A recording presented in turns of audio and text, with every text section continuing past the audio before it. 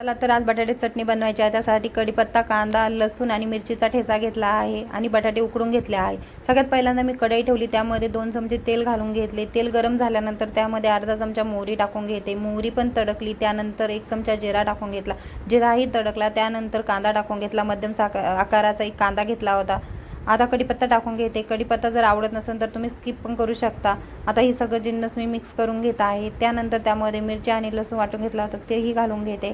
तिखटाचं प्रमाण तुम्ही तुमच्या आवडीनुसार कमी जास्त करू शकता। आता सगळे हे मिक्स करून घेत आहे। त्यानंतर यामध्ये मी अर्धा चमचा हळद टाकून घेतली, हळदही मिक्स करून घेतली। हे सगळं मिक्स झाल्यानंतर कांदा पण परतला आहे आपला चांगला, त्यामध्ये अर्धा चमचा मीठ टाकून घेते। मीठही त्यामध्ये मिक्स करून घेते आणि उकडलेला बटाटा मी या चटणीमध्ये टाकून घेते, म्हणजे आपली चटणी एकदम मस्त बनणार आहे। तुम्ही बघू शकता।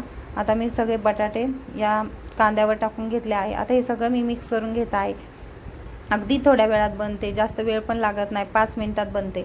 तर हे बघू शकता तुम्ही, आपली बटाट्याची चटणी पण रेडी आहे। दिसायला पण खूप सुंदर दिसत आहे आणि खायला पण तेवढी सुंदर लागणार आहे।